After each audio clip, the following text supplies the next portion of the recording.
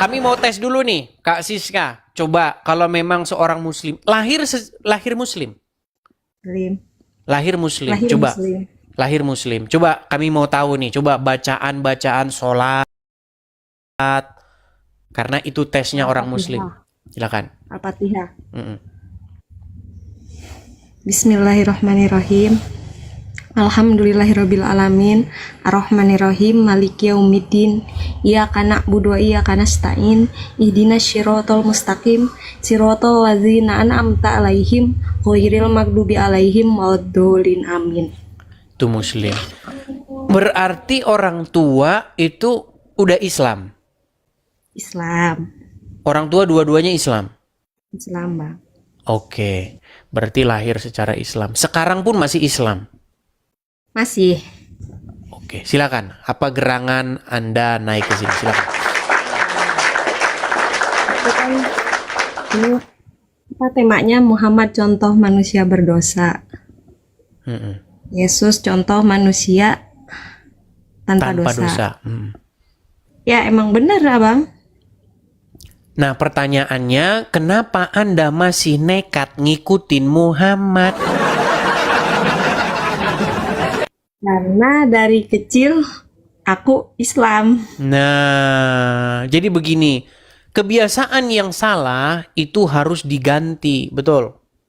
Betul. Iya, coba kalau memang Siska sudah mengakui bahwa Muhammad itu contoh berdosa, kenapa masih ngikutin Muhammad? Karena kan memang manusia itu nenek moyang kita aja udah berdosa. Iya, makanya inilah yang diajarkan di dalam kekristenan, supaya kita jangan ikut nenek moyang kita yang berbuat dosa. Iya.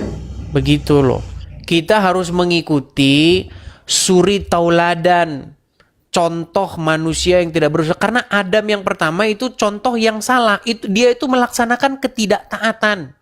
Adam itu taat atau tidak? Adam taat, istrinya yang tidak taat. Sulit ini teman-teman. Iya dong. Begini, di dalam Bible dan di dalam Al-Quran ada satu kisah yang sama begitu ya. Memang Al-Quran itu adalah kitab yang menjiplak Bible, tapi orang Islam tidak ngaku. Ya. Jadi narasinya berbicara begini, bahwa iblis menggoda Adam melalui perantaraan sang perempuan. Ya. Tetapi kemudian Adam makan nggak buah itu? Iya, makan. Iya, artinya dia taat nggak? Enggak. Iya. Ketidaktaatan. Bahkan ada ayatnya di dalam Al-Quran. Janganlah kamu mengikuti nenek moyangmu Adam yang telah tergelincir. Ada nih. Saya tunjukkan ya. Saya tunjukkan. Ada ayatnya nih ya. Nih ya. Saya tunjukkan surat di dalam Quran, surat sebentar ya.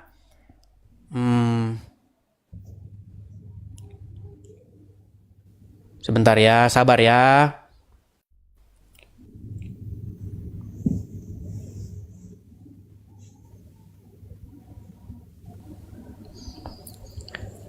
Supaya jangan mengikuti nih. Di dalam surat Al-A'raf ayat yang ke-27, 27 nih ya. Supaya jangan kamu tertipu daya oleh nenek moyangmu.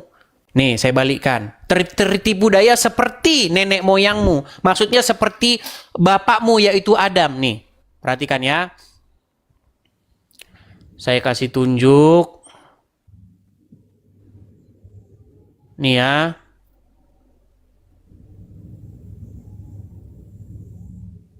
Di ayat 27 nih. Surat Al-A'raf ayat 27 ya, saya bacakan nih. Hai Adam, janganlah sesekali kamu ditipu oleh syaitan, sebagaimana ia telah mengeluarkan kedua. Hai anak Adam maksudnya, kok hai Adam? Hai anak Adam maksudnya kita-kita, betul? Ya. Janganlah sesekali kamu ditipu oleh setan, sebagaimana ia telah mengeluarkan kedua ibu bapakmu dari surga. Ibu bapakmu ini siapa? Adam dan Hawa. Adam dan Hawa. Makanya jangan contoh orang-orang terdahulu yaitu Adam dan Hawa. mereka tidak mengerjakan ketaatan. Mereka memberontak.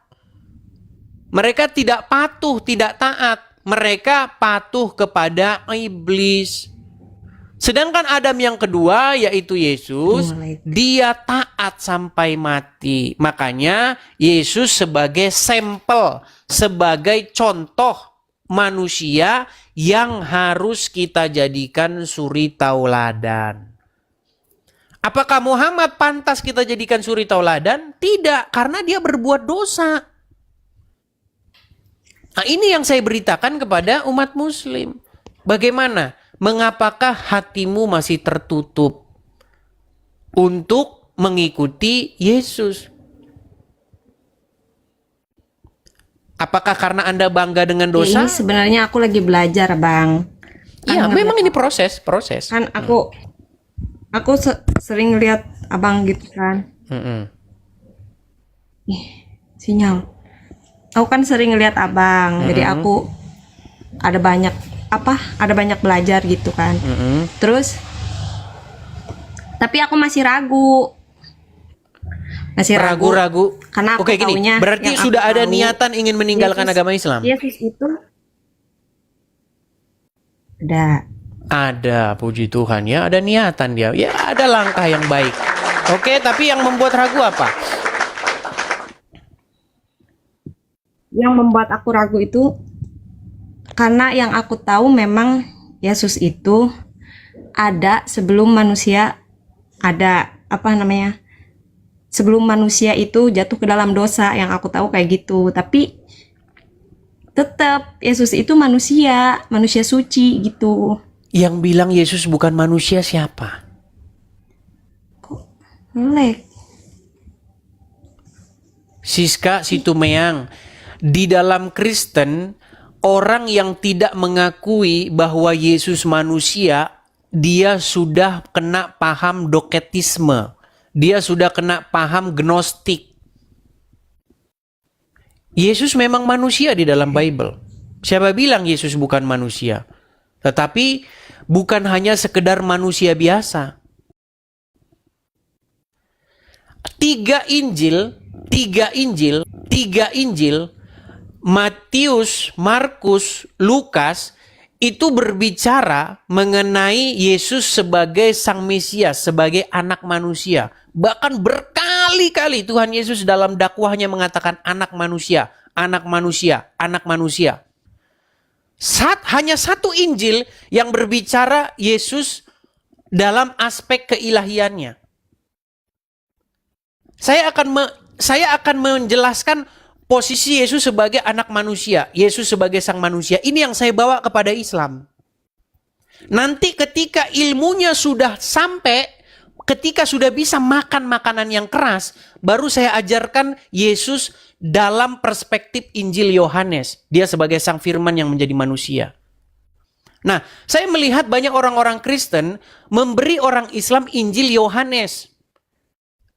Bayi dikasih makan nasi keras. Ini yang salah. Saya ingin memberitakan kepada orang Muslim apa yang sanggup dikunyahnya, yaitu bubur. Karena mereka masih bayi secara rohani. Mereka belum mampu mengunyah nasi. Makanya saya berikan kepada mereka Injil Matius, Markus, dan Lukas. Nanti kalau mereka sudah masuk Kristen, baru saya akan berikan Injil Yohanes. Begitu. Makanya saya beritahu kepada Anda, Yesus sebagai anak manusia, Yesus manusia. Nanti kalau pengertian Anda sudah dalam, pengertian Anda sudah benar, saya akan berikan kepada kalian Injil Yohanes. Yesus sebagai Sang Firman. Begitu. Nah, pertanyaan saya, apa yang membuat kalian berontak tidak menerima Tuhan Yesus sebagai sosok suri tauladan yang baik? Kalau aku sendiri, aku nggak menolak ya. Kalau tidak menolak, kenapa tidak menerima Tuhan Yesus dan dibaptis? Belum. Nah, Masih ini harus jangan banyak tunda-tunda lagi. Jangan tunda-tunda lagi. Mulai sekarang memintalah dalam hati. supaya menjadikan dia sebagai junjungan, sebagai sosok yang memerintah di hati Anda. Selama ini sosok yang memerintah di hati Anda siapa? Kan Muhammad. Makanya Anda sedot-sedot air supaya apa? Supaya setan keluar dari situ. Terus tangan Anda begini-begini. Itu karena Anda membuat Muhammad memerintah, menjadi raja di Tapi hatimu. Bang Edi, Abang, kan Abang sering bilang orang Islam menganggap Muhammad itu Tuhannya. Iya, Itu ada memang di Muhammad Al-Quran. itu Robnya. Pengertian Tuhan tuh apa sih? Tuhan tuh Tuan. Tuhan sama Tuan tuh sama. Ngeleg. Nampaknya dia ini nenggelis. Dari Jawa Barat. Siska Situmeang. Iya. Iya. Bapak dulu mungkin nikah sama orang Sunda.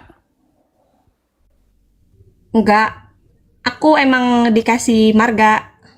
Dia dikasih marga. Mau nikah. Mau menikah, kemudian dikasih marga.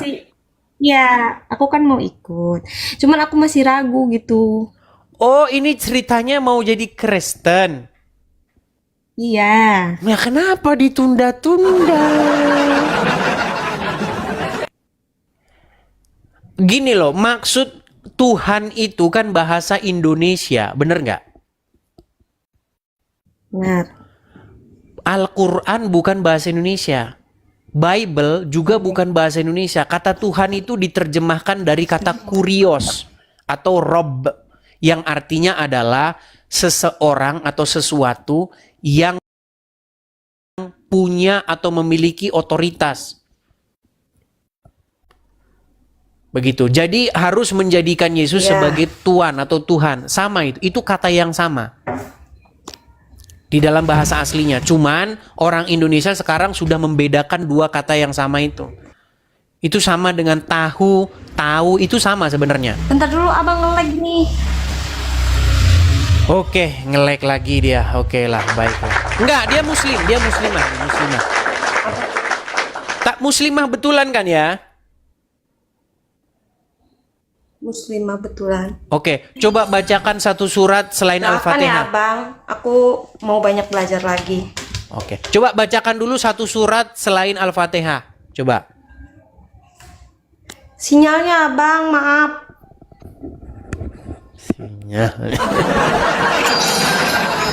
Enggak, tadi dia sudah.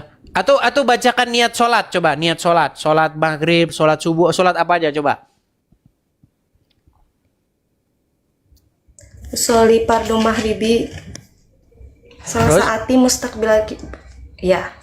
mustaqbilal kiblati adaan imaman fardu lillahi ta'ala. Muslimah dia nih. Oke, tapi belajar ya. Kak Siska, belajar lagi ya. Semoga cepat menerima Yesus sebagai Tuan atau Tuhan di hatimu. Buang Muhammad sebagai Tuan atau Tuhan di hatimu. Oke, saya rasa itu saja ya.